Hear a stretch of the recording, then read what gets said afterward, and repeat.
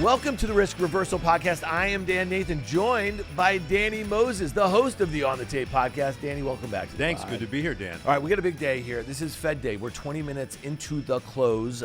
Fed Chair Powell just kind of walked away from the podium. We're going to break down all of that. It's not just about Fed speak and monetary policy. A lot of stuff going on the trade front here. Markets are moving around, not just the equity markets, but also a special show because Guy and I yesterday sat down with Phil Snow. He is the CEO of FactSet. FactSet has been a great partner of Risk Reversal Media for the last 5 years or so. Really, since the inception, Phil has been a great supporter of the partnership. He is leaving after 10 years as the CEO of FactSet. We reflect on his career, some of the really big changes that have happened in the financial services landscape. They have been at the forefront of that, how they have made some really changes in and around generative AI and the like. So stick around for that conversation. Really good stuff. All right, Danny, you just sat in, you listened to the Fed Chair Powell. Let's give us the 411, what you heard and why markets are moving, you think? So I think the press release was as expected, didn't change, data dependent, et cetera, et cetera. But in the press conference, he got asked questions to be a little bit more specific. And he's saying that you're starting to see inflation seep in from the tariffs in June, and he expects to see more in September. So that's when the market kind of took a dive and Fed fund futures changed. I think before the press conference, they were, let's call it a 60% chance of a cut in September. It went under 50, and I think we're under 60% now for 2 cuts in 2025. So that changed. Dollar spiked. I think people are set up really short the dollars. That was expected. In the middle of all of this, Trump came out and talked about the copper tariffs that will go into effect, but he excluded refined copper, cathodes that are used mostly for electrical stuff. So copper got crushed on that. Then he ended up with the 50% on Brazil. So a lot was going on at the same time. And I think it just comes down to, Dan, the VIX was under 15. Yields were prepping for kind of a non-event. You had 2 board governors dissent for the first time since 93. So there's 12 voters and 2 governors, Waller and Bowman, both dissented. Waller's obviously auditioning, for the job here. And then lastly, I'll say I went on the gambling markets, of course, went on to Kalshi. So went on to Kalshi, and of course, the odds of Powell leaving before the end of this year, forget his term, now jumped to like 25% from 19 or 20%. So listen, there's 6 more meetings left. The Fed minutes will be interesting when you see them on August 20th, obviously, to what went down in this meeting. But he was definitely on the hawkish side and wait and see. And here I want to say one last thing. So I don't know when this happened when Trump, so I think Trump said this prior to the meeting, and this is why nothing makes sense. He said he called Wednesday's 3% GDP number, Trump did, way better than expected, followed by too late, must now cut rates. Yeah. That's counterintuitive for people out there. So listen, could they cut rates? Sure. Could they go 25 basis points at a token and do something? Sure. But I'm sure it's a little bit of back and forth here. Again, Powell's still upset that I think all he right, feels. but let's go back to this. A couple things about that contradictory nature of this. Yeah. So, for instance, the White House, and they said this, I guess, a few months ago, they want to take credit for all the good things that are going on in the economy, and they want to blame all the bad things as legacy from the Biden administration. Now, the deeper that we get into 2025, it's just, you're not able to do that, especially when you think about what's happened since early April, and you put the fear of God in just corporations all around the world and supply chains and countries who are going to have to kind of come to the table and kind of, give concessions that they don't want to give as it relates to maybe investment in the U.S. or tariff rates and the like here. So, this is the Trump economy. Let's just be really clear. And when you think about what went on today, so you're talking about throughout this afternoon when the focus has been on the Fed, Trump decided to drop some bombs on the tariff front. He's kind of flexing here a little bit, right? And so he knows that he doesn't have a lot of sway right now. The only thing he can try to do with Powell is try to fire him for cause, right? And so, I think that's something. So fine, Kalshi went from 19% to 25%. Yeah. It's kind of like a rounding error. I'm not a big believer, by the way, in those betting markets, that sort of thing. I don't find them particularly interesting. But predictive market. I mean, but there's just go look and see how much capital's committed to it. You know what I mean? No, but I think those things get spoofed. I think it's really easy to do that too. You're the vice guy, Danny, you know what I mean? Yeah. All right, so let's talk a little bit about the long and variable lags of monetary policy. And I've asked this question of a few folks that have been guests on the podcast, on the guests of Fast Money. What did those 100 basis points of cuts last year do for the economy? It's hard. You can't judge. It's impossible to judge what it did. Did it, the economy's on fine footing right now. And so Powell's point was unemployment rate's still fine. Job growth is still fine. Yes, you see that JOLTS data, job openings are coming down. So it's kind of, you're changing the numerator at the same time you're changing the denominator. So it's hard to see. But I want to go back to a couple things, and I just want to make clear that people understand. So there are certain things that are impacted by the Fed cutting directly. What is that? Be the prime rate. What is prime? Prime is what people use for HELOCs, what your credit card rate is set at if you carry a balance and so forth. That is normally Fed funds plus 3%. So there is a direct impact, and when you were to cut, it helps a little bit, on the margin.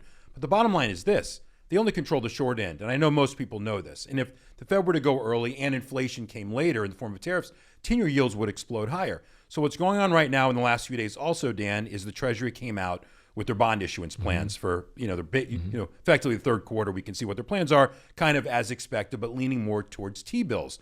So they were counting on or hoping the Fed were to cut rates short term because that would affect T-bills. So a lot of moving parts here, Dan. And so the last thing I'll say with tariffs is money is coming into the coffers of the U.S. government, right? That's you can't refute that. 25 billion, whatever more. I think, And what's happening is that at some point someone's going to pay for that, and Powell mentioned that also. So listen, at some point the companies are going to eat it and they're going to pass it on to the consumer. So I guess with the tariffs, if you don't think it's inflationary, if you're saying it's not inflationary, then it's a hit to corporate margins. And if it's a hit to corporate margins, then the market might be expensive. So I think all we're seeing, Dan, here is a market that was a little expensive. It's not even down that much. All right, but let's take a step back for a second. So ultimately, it's the supply chain. Maybe the exporters eat a little bit. The importers are going to eat a little bit. That's going to affect their margins. Then consumers are going to eat some. Sooner or later, it's going to be like what Procter & Gamble said yesterday, that we sell staples.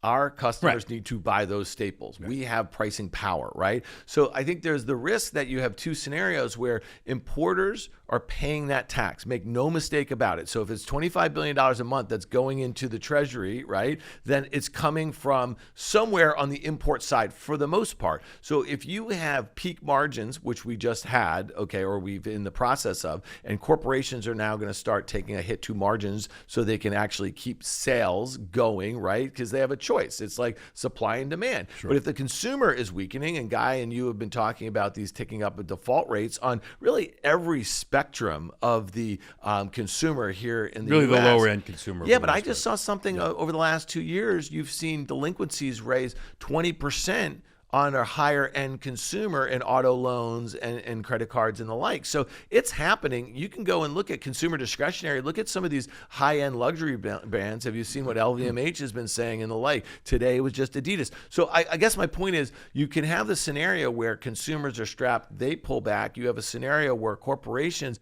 they're trying to keep things moving here as far as their ability to sell product, and they're going to eat some of those costs. And you could have a scenario where low demand, falling sort of margins. And what does that mean? That means it's going to be stress on the S&P earnings multiple. Never has there been a time period where the stock market's not the economy and the economy's not the stock market, to your point. And I think the one thing that I've underestimated, I've said this many times, is the wealth effect of the market. And Bitcoin. I mean, Bitcoin's getting hit today. So now you're going to get the Bitcoin people asking for Powell's head, because any excuse if Bitcoin were to go down, I think it's down, $1,500 as we see here? Maybe. I mean, come on. That's like 1% or something like that. No, but what I'm saying is there's a retail wealth effect to the markets a little bit. So to your point about the health of the consumer, never has the economy been more dependent on the stock market, in my opinion, for the wealth effect. And so if that were to turn, it can easily feed on itself. And so that's a good point. And the Bitcoin here, is obviously just, a few thousand from all-time highs. It's been consolidating at those highs above, a prior consolidation. Just from a technical standpoint, you say to yourself, people feel pretty good about it. They got a lot of stuff, the Genius Act, they got a whole host of other sort of guardrails, if you will, as it relates to regulation. That's part of the wealth effect. The housing market, and we're going to talk about that in a second, because, housing prices, they're doing just fine. There's just not a lot of movement. You know what I mean? So that's something that obviously feeds into the wealth effect. Before we get further into tariffs and some of the stuff that was kind of announced today, because there's also the de minimis tax, which is kind of an interesting sort of one that they just kind of pulled the plug on the exemption there. That would be Trump. It was $800 was the level. And interesting about that comes at a time where they just walked away from their third round of talks with China. Okay, and so that's a big issue, the de minimis tax for China, because essentially a lot of those e-commerce or those sellers like Shein and Temu, they sell into the States, and that's going to affect them. So there's not a meeting in the Fed until September 18th. You just mentioned the minutes come out on August 20th. We know the next week is that Fed confab in Jackson Hole, that sort of thing. in years past, Danny, we have seen some sort of signaling about a change in what the Fed might do as it relates to monetary policy. Do you expect that to be a place where it's not an official meeting, you know what I mean? But there's going to be lots of eyes on it. And we know that the president, if we start seeing weakening economic data, can you imagine the truth socials that are going to be coming out and the tweets and that sort of thing? It's going to be really aggressive. And then all these sorts of, these folks out there who are advertising for this job or these surrogates, they're going to be all over Powell. Yeah, this is going to be, there's going to be some noise here now over the next few weeks. I think from this, probably as we're sitting here recording, there's more noise coming out that we've yet to see. This is one of those rare instances where between meetings, there's two employment reports. It happens sometimes because we got this one at the end of July, so we're going to get an employment report this Friday, and then we're going to have another one before the Fed meets again, not before Jackson Hole in the other minutes, but there's a lot of data, and he did mention that also in the press, a lot more data that's going to come in next few months. So I personally feel like the Fed will be in a position to cut rates in September. That's my guess. Yeah. I do think the economy is slowing.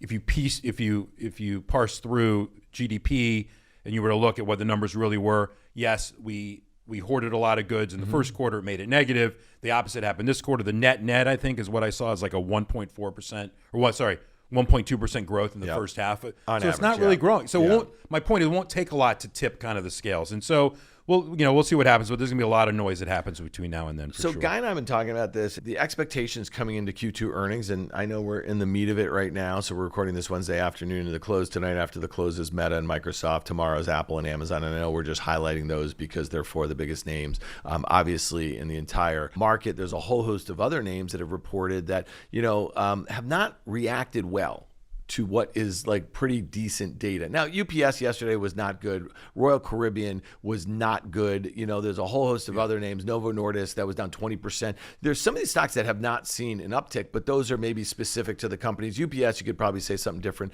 Royal Caribbean, definitely. But, yesterday, Spotify, huge winner over this last, 3 years or so. They swung to a quarterly loss. They are talking about their ad business underperforming. Now, that may be something specific to the way that they're executing. PayPal, this has been a secular story, right? It's been coming off the bottom. That stock was down, 8-9% or something. Hasn't seen an uptick for 2 days since they reported. So we're seeing, we go back last week, we saw Intel, we saw IBM, we saw Texas Instruments, ASML, GM, Lockheed. So I'm hard pressed to find too many stocks that have outperformed to the upside after results, even on beaten raises, that sort of thing. So it'll be interesting to see. And I even throw Google. Google gapped up, but then it gave all that back. So it seems like a 1-up, 3-down scenario in the stock market and individual names right now. Listen, earnings are always a time to re-underwrite, and we've been in this period, which is, I think, the closest I've seen to 99, 2000 in this entire cycle, meaning companies switching their models to become Ethereum treasury companies and just changing. We saw a famous company called Vengold when gold miners became internet. They became .coms back in 99, 2000. So, when you see stuff like that. But listen, market structure has allowed these stocks to run. You don't ask questions, you just go, and then you re-underwrite when the quarter comes out. And so that just goes to show if you do your bottom-up work, right, and don't get caught up kind of in the frenzy, and you're disciplined and you sell when stocks are expensive, you buy when they're weak, there's probably some opportunities on both sides of the equation there. So I always call it a beauty pageant, right? Each quarter. Royal Caribbean is a perfect example. They guided down 3Q. They maintained full year guidance. That effect is a guide down because they beat in 2Q. Yep. So who knows? But that stock has run from 250 to 350. Yeah. Right. It wasn't like it. So my point is that if you're being honest with yourself in terms of valuations out the window, this has been momentum, and it can reignite. It can stay, but people just need to be honest with themselves and not fall in love with stocks and really understand and be willing to give up 10, 20% on the upside, knowing that the stock's expensive and it'll come back. Yeah, so David Rosenberg wrote this earlier in the week. Guy and I have quoted a couple times now. 60% of the market gains in the last, year to date or something has been margin or multiple expansion. It's been multiple expansion. Yeah. So, when you think about what's gone in crypto, you think about what's going on in some of these meme stocks, you think about, like you said, just a Royal Caribbean. It's been a YOLO trade. The stock literally in April got as low as, I think, $175 before it just sold off. It was $350. Just think of that. It was up 100% 10% off of those lows. And, if you are a management here and you were navigating, that Q1, right, into this kind of tariff situation, and you were giving guidance in late April, you had no clarity. You had no idea like what the tariff rates were going to be, when they were going to basically be agreed upon. Were we going to end up in a protracted trade war? So you gave sort of squishy guidance. So the fact is that you've run like this. So many stocks have run into these reports. The fact that they come in makes perfect sense to me. But I think it's the speed in which they sold off, or it's the, just sell now, ask questions later. That might say a little something about what investor appetite looks like right now. Yeah, it's staircase up, elevator down. But you're right. Who is the incremental buyer of these stocks at these valuations? They're priced to perfection. It's not to say they're not good companies or good earnings. I want to bring up one other point, Dan. I know we touched on it briefly, but I don't care if you're trading equities or metals, whatever you're trading. Copper, I just said before, I don't know if you heard, is having the biggest one-day drop in the history of copper. So what happened was literally in the history of copper, of trading here on the COMEX. So the price difference on the LME, which they had their own copper issues a few years ago, and here was 28%, which has jumped ever since the tariffs were announced because we started hoarding copper. When Trump comes out today and announces the 50% tariff will indeed go into effect, but it will exclude, like I said, refined, all of a sudden it's like, we have too much copper because that's the biggest use of it, right? So, again, volatile markets, volatile times, like you better understand what's coming out of DC at the same time you're looking at earnings of companies, because if you own Freeport-McMoRan and you're sitting there thinking, these are things you have to pay attention. So a lot's going on, I guess. All right, so this is all right. So let's just kind of finish this conversation with tariffs. So we had this August 1st date. Trump said, I think overnight or this morning, that they're sticking to that date. Right? We had an EU deal. I'm doing that in air quotes if you're just listening to it. So they were threatened 25% tariffs. They agreed to 15% tariffs. They agreed to buying a bunch of energy from us and a whole host of other things. And I think it's been very clear since that framework has come out, that's not likely those sorts of investments or those sorts of purchases to sort of happen. So you had a threatened 25% rate. You have an agreed on 15%. A year ago is 2.5%. Okay. And then, one of the things of the EU is that they were still leaving these 25% tariffs on copper, aluminum, and steel. We don't have a deal with Canada. We don't have a deal with Mexico. Those two countries combined are 25% of our imports. EU was 20. Fine on Japan. That seems like a fugazi, that one. That's only 4.5% of our imports. So China's about 10. So if you kind of get what I'm throwing down here, Danny, the main events are our two biggest allies that border us. And then obviously China, which doesn't seem to be making too much headway, or Trump wouldn't have done what he did with the de minimis rule, right? Because that is about their manufacturers selling into the U.S. below that $800 threshold. So as far as I'm concerned, tariff rates seem about as clear as mud right now. Yeah, listen, I think you can separate tariff from policy, right? Meaning there are some good that can come out of negotiating with various countries to either invest more in the U.S., right? But it's coming, to your point, at a cost with a lot of noise. And I guess we don't know where this map is going. Powell doesn't know where the map is going. Imagine being a company, a multinational, trying to figure out at the same time and treading through this and trying to figure out. So to your point, I guess it comes back to this, Dan, with all this uncertainty going on, the market is not really pricing that in when you had a VIX below 15. It's not to say sell everything. And again, I'll go back to the economy, it's not the stock market. You see these tech names, they're unaffected, most of these for the most part. Margins are improving. The products that they're inventing and coming up with are helping other companies become more efficient. There is a secular change that has gone on that could validate valuations to a degree, which is never a metric to sell the market. But at some point, Dan, to the point you brought up with the list of companies, you got to know what you own. And there's certain stocks which aren't memeable. There's certain things which are just load factor on a cruise ship. It's hard to kind of get around that, right? You can have AI on the ship that helps you connect to what the lunch menu is going to be and order from it, but that's not an AI benefit. So I guess there's a lot in there, Dan. So it's going to be a really interesting back half of 2025. Well, by the time you listen to this, we will know what Microsoft reported, what they guided to, and I think that was probably the most important one coming in on the week as far as I'm concerned, just because of the hundreds of billions of dollars that they have spent in their infrastructure build and CapEx over the last few years or so, their unique relationship with OpenAI, which is clearly in the catbird seat as it relates to this technology. And so what are they going to say about CapEx? Because Google last week raised their CapEx from $75 billion for the year to $85 billion. I think Microsoft's probably going the opposite way. And you may say, well, that's not a good thing. Well, I'd say, no. They were out in front of this, and now they're going to start to get the leverage of those investments, which is one of the reasons why folks were looking at Azure, their cloud business, which reaccelerated last quarter, and then their ability to resell these products or these models on their Azure, but also across their suite of services. This is where they're supposed to get that return. So let's see what Microsoft has to say. We'll be sure to follow that up. Danny Moses, if you want to follow the On the Tape podcast, go to your favorite podcast store. He's also on YouTube. Just search for On the Tape. He's had a lot of great conversation. You had Cameron Dawson on a week ago. You had Luke Roman. You were having about once a month, I think maybe a little more, Danny, Vinny, and Porter. Porter, yeah. Are you ready? Yeah. You've had Porter and Vinny with you doing your What Are We Doing about once a month or so. That's been great. A whole host of other great I have great guests coming up, too. Who do you got? Coming up in the next few weeks. I got James Lavish, who is, I want to bring the Bitcoin people in, who runs a Bitcoin Opportunity Fund. Okay. Greg He's on next week. I got Phil Rosen, who is a journalist in the center of all this stuff coming on after that. Bob Elliott, who I know you've had on. Yeah. Had on the tape, is going to come on here on August 19th. Porter and Vinny will be on the 26th. I got a great lineup. Keith McCullough from Hedgeye is going to be coming on. Nice. So got a bunch of people coming on. I like to spread it around. So all right, we're back next week with a new episode. All right. So On the Tape podcast, hosted by Danny Moses. Find it in your favorite podcast store. Rate it, review it, share it with people. That's how they find it. Go to YouTube and follow him there. Danny, thanks for being here. Stick around for my conversation, and guys, with Phil Snow, the CEO of FactSet.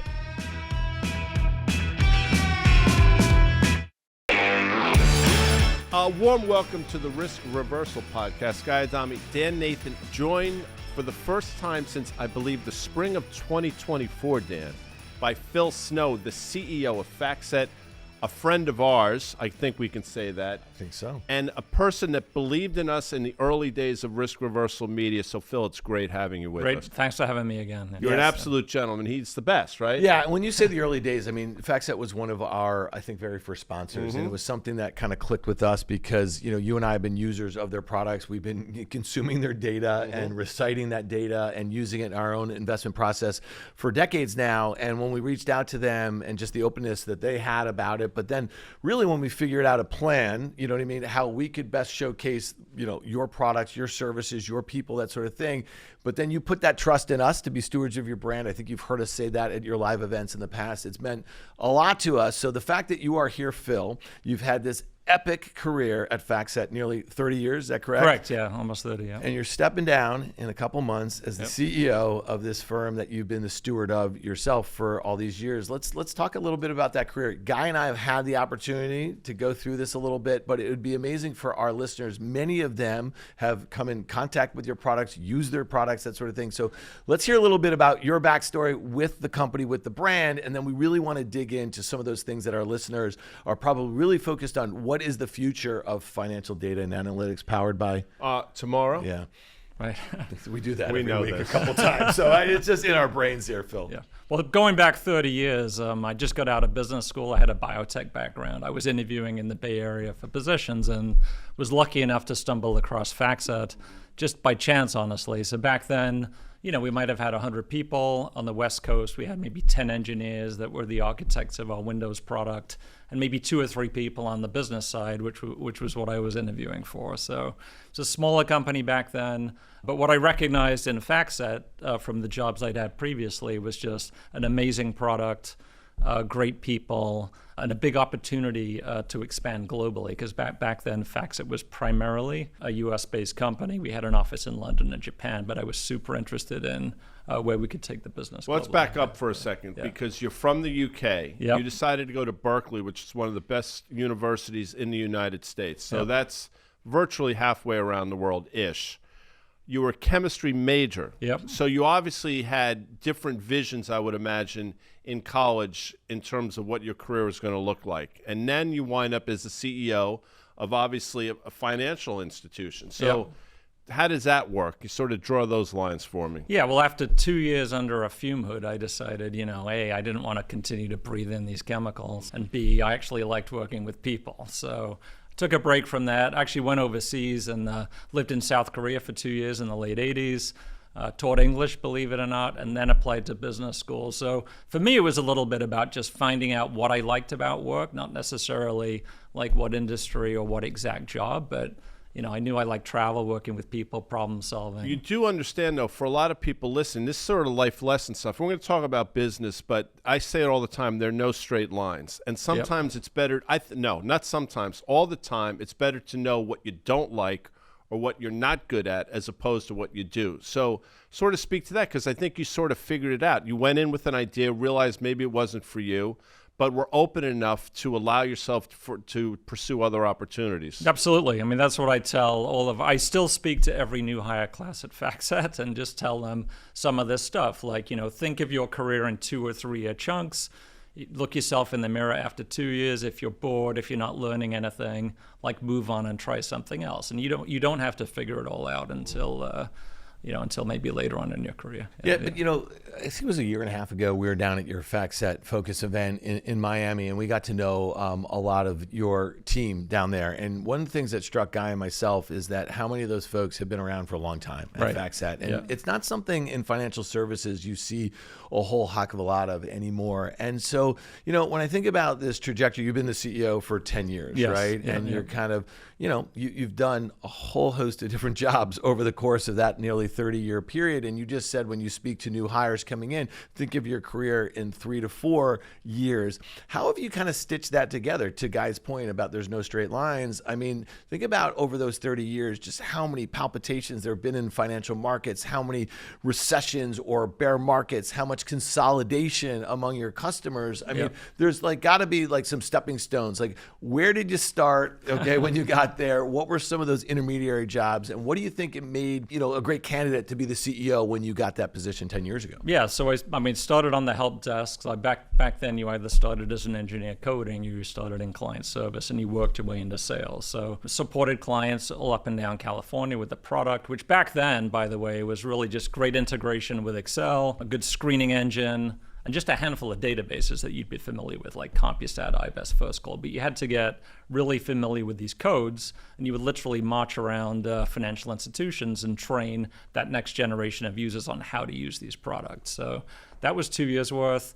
Had the opportunity to go and work in Japan, Hong Kong, Singapore, Australia, as FactSet was expanding in the region. And that's really why I joined the company. But I gained a lot of experience in those markets, sort of understanding that they didn't look at the markets maybe the same way that users did in the US. So I learned a lot from that. So I always talk to people about get global experience. You're not always going to be able to move somewhere, but try to understand other people's points of view and perspective. Came back and carried a bag as a salesperson for 10 years. I loved that because I love the FactSet product. I loved solving problems for clients. We had the best product in the industry. So there was a real thrill of the hunt. So that sort of took me up to, probably 10 years at FactSet. And then FactSet began to acquire databases. So back then, we only integrated other people's data. Our value proposition was software integration and service. But Phil Hadley, my predecessor, I think was really smart in making sure that we acquired our own databases like Street Account, FactSet Estimates, FactSet Fundamentals. And that's when I kind of pivoted in the business over to working with some of these acquisitions, getting them ready for different markets, taking them to market, selling them off platform, and so on. So I think, not completely by accident, but because I kept rotating myself through different parts of the organization, I was able to gain enough experience that in the end, I became a viable candidate for CEO. Well, more than viable candidate. So let's just take a step back, because Dan touched on something, and it's important to point out we've met a lot of people at the firm, and 15, 20, 25 years is not uncommon. In our world, it's uncommon. We live in the financial industry where hired guns, mercenaries go to the highest bidder. There's no real allegiance. Yep. But you've created a culture there. When I was at Goldman, there used to be something called culture carriers, which I obviously know the words, and then I came to understand what it actually meant. That's what you've built there. Was it by design, or is it just something that's part of your DNA and you just sort of I think it's been part, all the credit goes to the founders, but I think we've all been able to carry it forward. So from the beginning, it was all around, being client-centric. Being in the cloud, having the best product in the industry. But really, every FactSetter, should learn our product. So we've just had this client-centric mindset where most of us came in, learned the product, actually serviced the clients, and then went out onto other positions. And the other part is we've grown organically, right. Which has helped us because you're able to maintain that culture as you grow. When you do acquisitions, obviously you're banging together different cultures. How important is the culture when you take things into consideration as a firm? Like here we are, FactSet, $15, $16 billion company. In terms of the things that you list as an order of importance, how important is culture? I would say it's in the top 2 or 3 things, right? Obviously you need, the best product. But then it's that culture and how you service your clients and the trust that you have with your clients. I think this is becoming even more important now with AI. So the 2 most important things I think moving forward to be successful in this AI age is you got good data and you've got the trust. Like people trust you and the data that you have essentially. So it's very important. It's why many of us have stayed at the company because we enjoy working for the company. And we enjoy working with our clients just as much. So, yeah, we've got exposure to some of your clients and some of the other stakeholders, and it seems like listen, there's a lot of competition out there, right? Yeah, and I think that some of the acquisitions that you've done, you put yourself in that position to kind of lead the way on a lot of these different technological transitions. And so let's talk a little bit about M&A. You said that there's been obviously a lot of organic growth. A lot of that has to do with probably your ability to kind of geographically spread out, and that's the example that you gave in your earlier in your career when you were in sales and in Asia and the like. But it seems like when I started in the business, there were a lot of data services. And so I, like you said, the secret sauce for you guys probably back 20, 25 years ago was integrating a lot of this stuff, making it a very user-friendly sort of thing for a lot of institutions. Talk to us about like the trajectory, because you guys went public in 1996. Correct, this was a time, I'm wondering, were you guys considered like a Web 1.0 sort of thing? Or I know it was kind of very terminally based and you didn't have we just released the Windows product, honestly. So prior to that, you were in DOS, DOS menus essentially. Yeah. So it's like just talk to us a little bit about like that trajectory, like how you as like, listen, there's a lot of folks who listen to this who are entrepreneurs, right? And they're thinking about scaling businesses or building them from scratch. And so M&A is always something. Look at what's going on right now in the AI world, like some of the things that Facebook is doing. They're spending $100 million on like comp packages for people. So it's an arms race for people. You're seeing acqui-hires, obviously. Yep. How do you think about M&A? Because it's been an important strategic part of the growth of FactSet. Yeah, so I believe our first acquisition might have been 1999 or 2000s. Up to then, it was all organic, but we began to pick off some of these data sets and integrate them really well. And then there were some some software.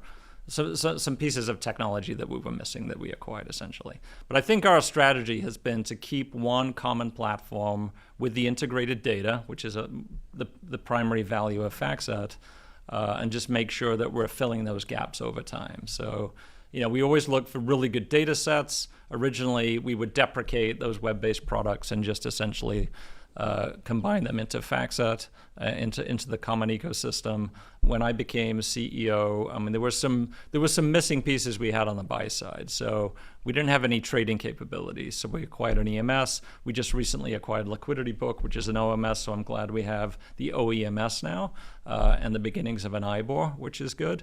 We were missing some other things like an official performance system. We acquired company called BuySam and combine that with the power of our PA tool. So we now have a best-in-class performance and middle office suite for the buy side. So it's been complementary. We did QSIP, obviously, which was big. That was a big deal, one. Right? That was very opportunistic. It was the S&P was forced to divest that, I think, as part of the merger the acquisition they did of IHS Markit. So somewhere along the timeline of your career, Bloomberg emerged in a pretty significant way. Yeah. I'm sure you can go back. Yes. Well, but think about at the time, what did that pose to you? Some existential threat, or did you view this as a way to differentiate ourselves? Because you can make an argument that as scary as it may have been at the time, maybe it was one of the best things that happened to you in terms of sort of the rise of Bloomberg. I think the firms actually started around the same time, maybe. FactSet was very much equity focused, almost exclusively equity focused, and really going from, it's a bit more quantitative or a nerdier product where, I want to screen across everything that's out there and look for ideas to invest in.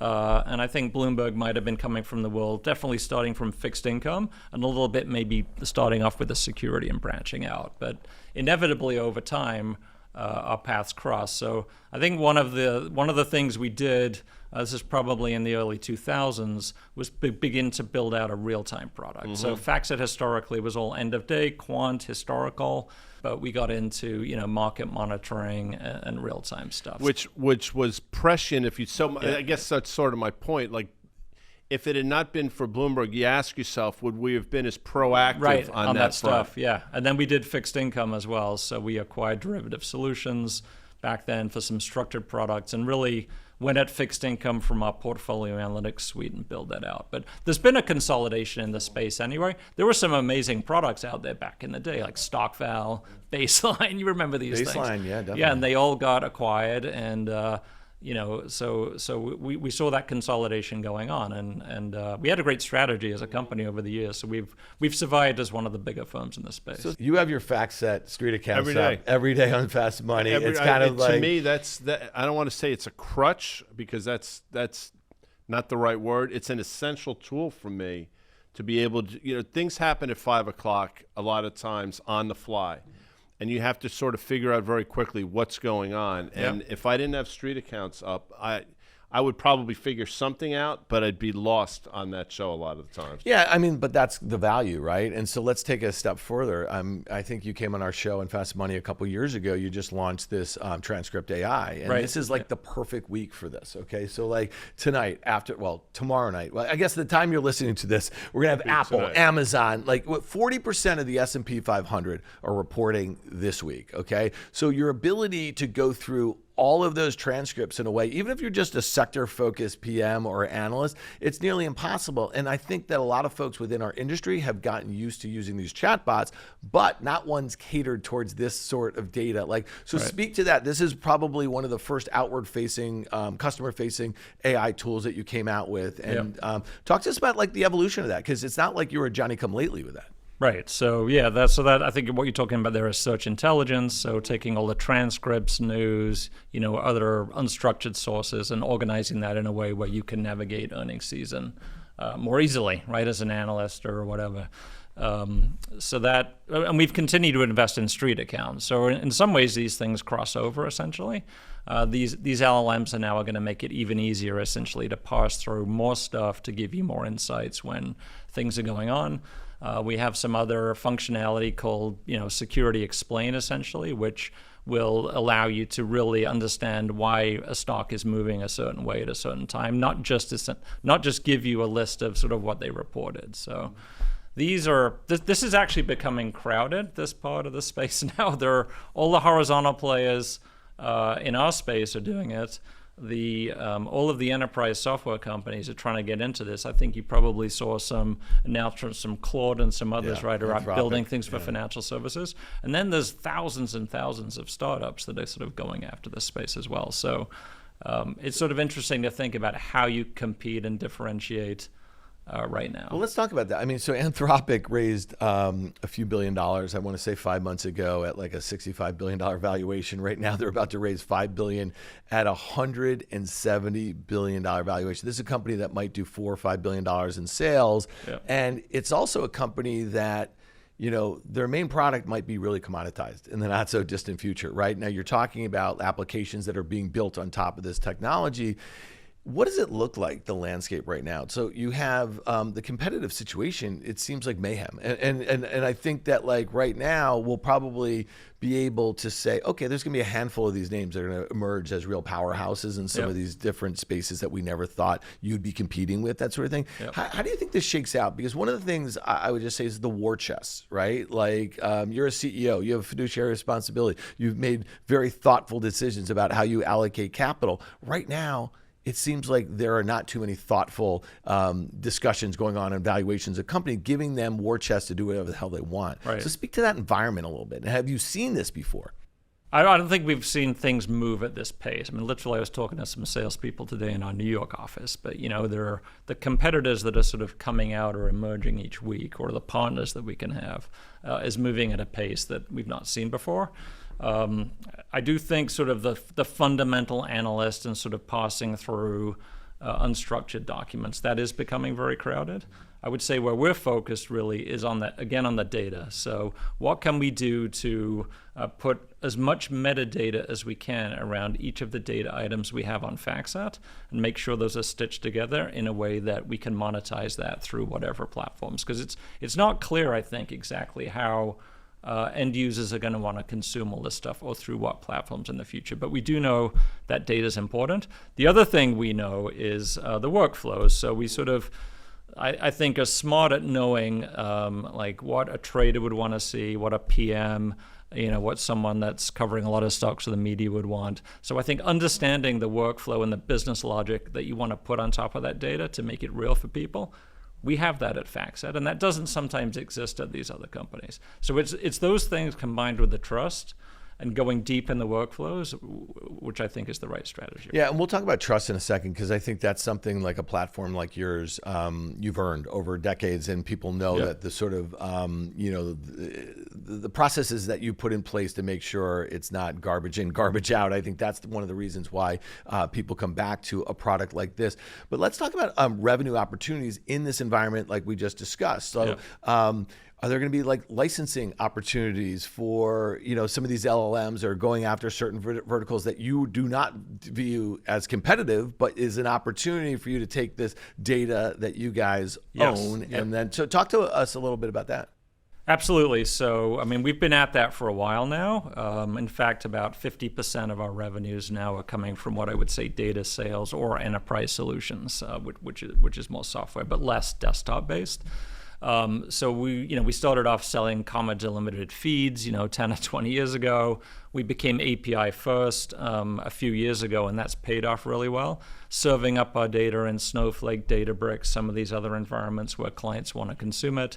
And now I think, with this latest, like the Claude and the MCP Connect is another good example of how you can connect to the FactSet data ecosystem.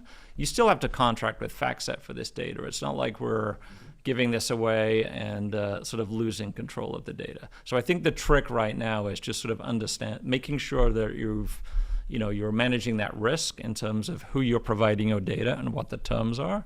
But the value really is there. So that's the part of our business that historically has grown the fastest.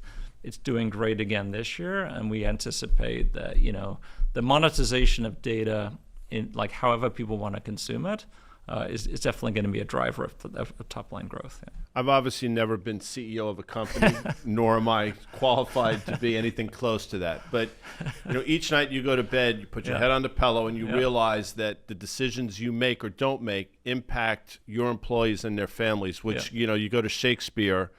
For you Henry IV fans, uneasy lies the head that wears a crown. You are that person. Right. You have a sounding board, though, in the form of your board of directors. I think it's a 10-person board, and I met a lot of them. Robin Abrams, for example, I think I sat next to you during your fireside chat at your conference a little over a year or so ago. The importance of the board and them being a sounding board for you. Yeah, we have a great board, honestly, and we've continued to sort of add people more recently. And I think that's particularly important now with, how quickly things are moving. So we've got some, an acting CEO on our board, someone that just retired as a technology leader of a company. But I definitely, I interact with some of them every quarter, just sort of checking in with them, seeing what they think. They also have typically very great networks and perspectives. So Robin's out in Silicon Valley, so she's got lots of people there for us to talk to as a company. But that has been very important, particularly as things have become more competitive, and particularly with the pace of things right now. Yeah, and the acquisitions and, organic growth is one thing, but sometimes you need to sort of these tuck-ins, grow by acquisition. And obviously you have ideas, the management team. I'm just curious, though, you always, one thing I learned at Goldman, I learned a lot of things there, but when as a trader, when I was focused on a trade, I thought this was going to happen. It's like many things in life. Once you become laser focused on something, almost by definition, you don't want to acknowledge the things that can go wrong. Right. When you bring another set of eyes, that people that don't have invested as much as you have, they'll see things through a different lens, Yeah, if that makes sense. So absolutely. the importance of those conversations and not being dogmatic. Yeah, they're very important. They've sometimes seen that road ahead, and they can give you that perspective. So we have a very collegial board. It's been great working with them over the years. Yeah. All right, here's one.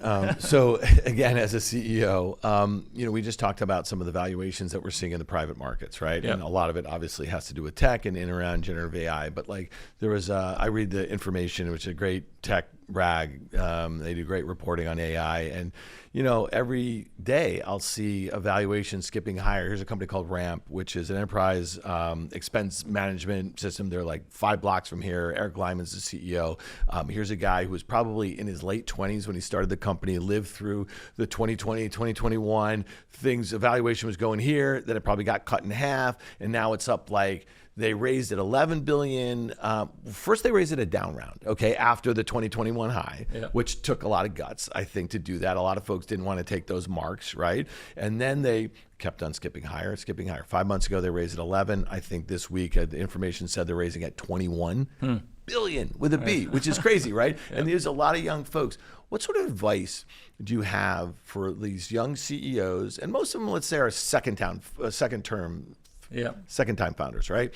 And now they have access to capital. A lot of them never want to go public. You've been a CEO of a publicly traded company for, the last 10 years. Yeah. What sort of advice do you have for them in these hyper-growth phase? There's not a lot of discretion on valuation. And then ultimately, there has to be a turn where they go to this other place. They're all going to eventually either fail, get bought, or go public, right? Yeah. So any advice for some of these young founders in fintech? Well, we talked a little bit about culture. I think that is important. So to the extent, that you can, just make sure that you're driving an ethical organization that keeps the clients first, and that you're acting that way as a leader. I would say, as you grow, don't lose the special sauce that made you good at the beginning. It's sort of easy as you get bigger to get too process oriented. Process is good, but don't ever sacrifice innovation for the sake of process. Essentially, those are a couple of things. We had a great event about a week and a half or so ago with some of your team centered around AI. And as I said that night, and as I'll say to you, it was pretty clear the FactSet was early in terms of understanding the importance of artificial intelligence and what it was going to do for your business. You're probably now 2 years into this thing-ish. Maybe I'm off a little bit, but you follow me. Has it followed the path that you thought, or have you seen some curveballs along the way? Definitely curveballs. So we've been good at monetizing, 4 or 5 different SKUs. The portfolio commentary is one of them. Pitch Creator, which helps junior bankers do things better. Monetizing of the data. But it is moving incredibly quickly. And as you mentioned, there's so much capital out there investing. It's difficult for a company like us to sort of keep up with everything that's happening by ourselves. So I do think what's emerging is the importance of really like having a really smart partnership strategy. So understanding what it is that you can do better than anyone else, and making sure that you're establishing partnerships in the ecosystem that are going to be winning. I met with one of the largest, the head of AI at one of the largest global banks in the last couple of months, and I think these big firms still, they don't know who's going to win, essentially. There's thousands of these startups out there, and all the horizontal players are sort of moving around on a weekly basis. So I think it's keeping your options open, staying smart, not wasting money on things, and just get out there with some pragmatic solutions that you can actually sell. Which is the approach we've always taken as a company. Well, it's funny. So back to the event that Guy just mentioned. So this was your wealth management clients, and so these were a lot of the really smart people within these organizations that you serve. And Kate Stepp, obviously your CTO, was on the panel with us. And trust is something we talked about. And one of the things that I took away from that event, speaking to maybe a dozen of these folks, is that you are a key part of their infrastructure for them to service their own clients, and they're basically relying on you to create your own path for how you're using generative AI for your product, and then them integrating it into and there's compliance, and there's a whole host of other things. So talk a little bit about how that was a wealth event. You have buy-side events, you have like institutional sell-side events. Like, how does it all come together in a way, and do all of those different verticals that you guys serve, do they serve each other in a way? And do you learn a lot from the different verticals? They do. So we have, all the data that we collect can typically be used in some way, shape, or form by the different verticals. So the way we're organized is, having a common technology stack, this data layer, and then sort of the last mile of solutions are built on top of that for these different markets. Wealth's relatively new for us, and we're doing great there. That's one of our fastest growing business lines. And the success we're having there, as well as what we've had on the buy side, comes back to trust. And these firms like uploading on a nightly and intraday basis the holdings of their portfolios of their clients, essentially. So that is a really important part for us of the AI story, is how can we build intelligence on top of the holdings that our clients have, essentially. So that we view that as a bit of an ace in the hole. Yeah. In terms of the private markets, that's becoming, if you watch business TV, 5-10 years ago, we were not talking about private markets. Now, I don't say it's every night, but it's pretty frequently. I don't know how a company like FactSet integrates into that, but is there thought, like, how can we capture all the data that's available out there in the private markets that historically has not been available for people? Yeah, so we've invested a lot in that. So historically, we integrated some third-party data that was out there, but we're rolling our own now. We're probably up to about 10 million securities that we're collecting ourselves, good firmographics, some predicted financials, and that can be used across, banks are using it, asset owners are using it, obviously private equity and venture capital firms are looking at that as well. So we do recognize that is a massive opportunity. So that's sort of one area, and we think we can monetize that data in lots of different ways. What we've been doing for a long time also is integrating alternative assets into our middle office suite. So we have sources for that, where if you want a total portfolio look at equity, fixed income, and privates, we can provide that as well. So we still, I'd say I still say there's a massive opportunity there. It's not one we've capitalized on as much as we could. So I imagine Sanoke's going to be focused on that moving forward. Yeah, and maybe there just hasn't been a reason to do it, right? So if you think about all these companies that are being funded right now, and many of them have these cultures, the CEOs or the managements or even the VCs that are funding them, they're like, wait, you can have access to equity, to debt, like all this sort of stuff. Maybe you don't have to go public. So maybe that's going to be an interesting leg higher. I know we only got a little more time here, but this is something I think is interesting as somebody who has 2 kids in college right now. Okay. And there is, Guy asked you, like, when you put your head in the pillow each night, what do you think of? I think about this investment I have in my kids' education and having some of it just wiped out like this by, chatbots or generative AI. And there's an article in the Wall Street Journal earlier in the week. AI is wrecking an already fragile job market for college graduates, okay? And we don't have to get into the article. We all know what's going on, right? So there's this debate whether this is going to be intelligent assistance for a lot of smart people coming out of school, or whether it's going to replace a lot of these junior level things. And I know you guys hire a lot of young people, engineers, sales, product people, like left and right. How do you see this shaking out? And is it something like an existential threat that a lot of folks are really worried about? Or do you think it's going to be something that takes longer time to really do major job displacement? I guess initially at the lower end too.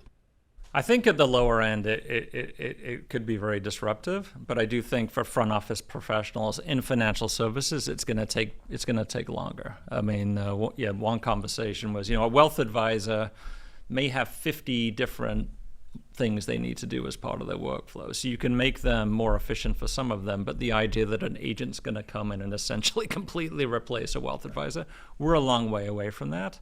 But I do think, for the next generation, like, listen, we've all grown up. We learned to use spreadsheets, different technologies. You just got to be smart about knowing the technology and knowing how to use it and applying, what a human can do, that a computer can't, essentially. So I think, it's sort of trying to place your bets in terms of, job security and what you think you can do. Are you guys seeing productivity gains using these tools? Yes. Forget about how you're serving your clients. Yeah, you are. Yeah, absolutely. So, one great example is 50% of the questions we get from our clients are codes. Like, how do I write this code in FactSet? And that's a perfect use case for an LLM. So right now, we have that tool on our help desk for people that are taking the frontline calls. Pretty soon we'll be able to turn that on for clients for self-service. So hopefully that means that those folks can either do more or they can focus on other things that they may not have done before. So I think this is going to shift pretty dramatically in the next year or two. It's just a question of what you do with that efficiency, how you deploy that. Yeah. You mentioned new CEO coming in, Sanoke Viswanathan. I think I pronounced that right. Pretty good by me if I did. Good. I'm sure there was a search committee that you were part of. What did you collectively see that excited you about him? Well, I mean, absolutely, this was the board's decision, and I was included as much as was appropriate, but I definitely support the decision. Obviously, great career at McKinsey, good on strategy, good career at JP Morgan on the operating committee there. So done a lot of stuff, launched a completely new business line for them in Europe.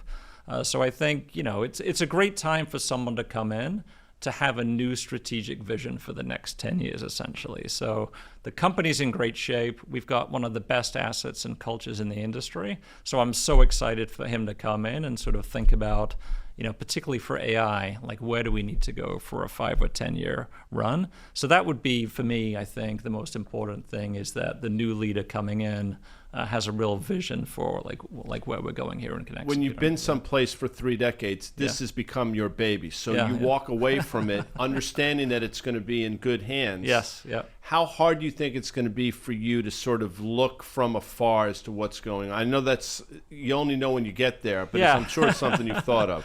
I think I'll be okay, honestly. So it's I haven't taken a 2-week vacation in 30 years. You probably haven't either. So that might be a bit of a difference. But yeah, I'm very excited to spend more time with my family, the kids, travel, do some of the things that I just haven't had the time for so far.